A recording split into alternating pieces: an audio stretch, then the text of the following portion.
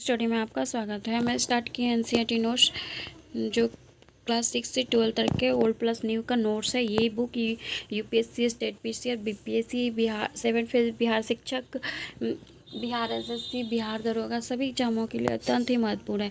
हम कर रहे हैं मॉडर्न हिस्ट्री। मॉडर्न हिस्ट्री में हम 1857 की क्रांति कर रहे हैं। 1857 में आज हम करेंगे संपन्न वर्गों और जमींदारों तथा व्यापारों द्वारा विद्रोह का साथ न देने का क्या कारण था। तो चलिए हम चलते हैं टॉपिक पे। फ्रेंड, आपसे एक रिक्वेस्ट है कि ये वीडियो आपको पसंद आए तो ज़रूर लाइक सब्सक्राइब करें। चलिए चलते हैं टॉपिक पे। टॉपिक है विद्रोहियों का साथ ना देना। संपन्न वर्गों में अधिकांश लोग विद्रोहियों का सक्रिय विरोध किया।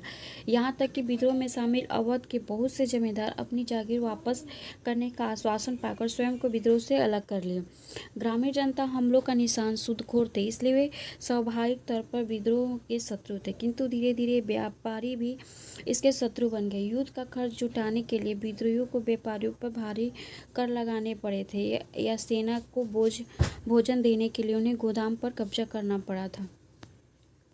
व्यापारी प्राय अपनी दौलत और माल छिपा देते थे तथा विद्रोहियों को मुफ्त सामान देने में मना कर देते थे। कलकत्ता तथा मद्रास, चेन्नई के व्यापारियों के अंग्रेजों का साथ दिया।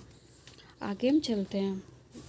बंगाल में जमींदारों वफादार बने रहे क्योंकि वे अंग्रेजों के द्वारा उत्पन्न किए गए थे। इसके अतिरिक्त बिहार में जमींदारों के प्रति किसानों की शत्रुता ने बंगाल जमींदारों को भी भयभीत कर दिया था। उच्च शिक्षित भारतीय द्वारा विद्रोह को समर्थन नहीं देना। आधुनिक शिक्षा प्राप्त भारतीयों ने भी विद्रोह का साथ नहीं दिया। विद्रोही जिस प्रकार अंधविश्वासों का उपयोग करते थे या प्रगतिशील सामाजिक उपायों का विरोध करते थे, उससे भारतीय नाराज होकर दूर हो गए थे। शिक्षित भारतीयों का मानना था कि अंग्रेज भारत का आधुनिकीकरण करेंगे, जबकि जमींदारों, पुराने शासकों और सरदारों तथा दूसरे सामंती तत्वों के नेतृत्व में लड़ने वाले विद्रोह देश के पीछे ले जाएंगे। कालांतर में शिक्षित भारतीयों ने अपने अनुभव से यह जाना कि विदेशी शासन आधुनिकीकरण करने में न केवल असमर्थ सिद्ध हुआ, बल्कि उसे गरीबी और पिछड़ा बनाया। इस मामले में 1857 विद्रोही कहीं अधिक दूरदर्शी सिद्ध हुई। 1858 के पश्चात घटनाओं ने दिखाया कि शीघ्र ही ब्रिटिश शासन के विरुद्ध एक शक्तिशाली और आधुनिक आंदोलन का नेतृत्व उन्होंने संभाल लिया है। सीमित संसाधन तथा अनुशासन की कमी, भारतीयों में एकता का अभाव विद्रोह के घातक सिद्ध हुआ। किंतु विद्रोहियों के लक्ष्य में आघात पहुंचाने वाला यह केवल एकमात्र ही नहीं था, बल्कि उनके पास आधुनिक अस्त्र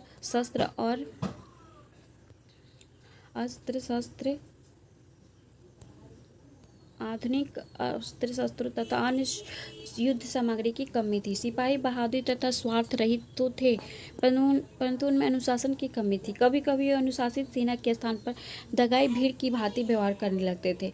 1857 के विद्रोह भारतीय जनता के एक साथ जोड़ने तथा उसमें एक देशवासी होने की चेतना जगाने के लिए महत्वपूर्ण भूमिका निभाई।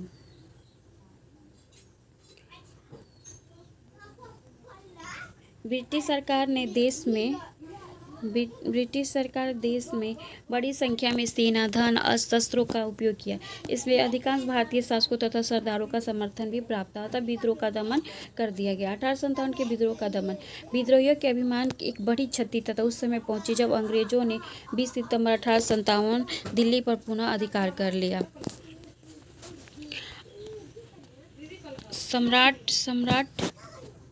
सम्राट बहादुर शाह बंदी बना लिया गया तथा अभियोग चलाकर उन्हें रंगून बर्मा में निवासित कर दिया गया। वही 1862 में उनकी मृत्यु हो गई और उनकी तीनों पुत्र दिल्ली के खूनी दरवाजों के लिए गोली मारकर हत्या कर दी गई। दिल्ली के पतन के बाद विद्रोह का केंद्र बिंदु नष्ट हो गया था और विद्रोह के दूसरे और नेता बहादुर युद्ध लड़ते हुए, किंतु अंग्रेजों ने उनका विरोध एक शक्तिशाली आक्रमण केंद्रित कर दिया था। जॉन लॉरेंस, आउट्रम हेवेल्स और नील कैवेल हयोर आदि कुछ ऐसे ब्रिटिश कमांडर थे जिन्होंने इस विद्रोह के दबाने में महत्वपूर्ण भूमिका निभाई थी। सितंबर 1858 में लखनऊ में ब्रिटिश सैनिक का कब्जा हो गया था और बेगम हजरत महल ने समर्पण करने से इनकार कर दिया। वह नेपाल चली गई। नाना साहब कानपुर में पराजय हुए, किंतु उन्होंने आत्मसमर्पण करने से इनकार कर दिया और 1859 में नेपाल में चले गए। बाद में उनके बारे में कुछ भी पता नहीं चला। तात्या टोपे मध्य भारत के जंगलों में जाकर छिप गए और वहीं से एक भयानक छापामार युद्ध लड़ते हुए अप्रैल 1859 में उन्हें पकड़ लिया गया और तात्या टोपे शीघ्र ही मुकदमा चलाकर उन्हें 15 अप्रैल 1859 को फांसी दे दी गई। विद्रोहियों के इस सैनिक कार्रवाई के झांसी और योजनाओं में अधिकांश संपन्न प्रमुख केंद्रित नेतृत्व भी अभाव था। देश में विभिन्न वर्गों में हो रहे विद्रोह के बीच कोई सामंजस्य नहीं था। आंदोलनकारियों ने भारत में गुलाम बनने से अपने उपनिवेश की या आधुनिक विश्व का कोई विशेष समझ नहीं थी।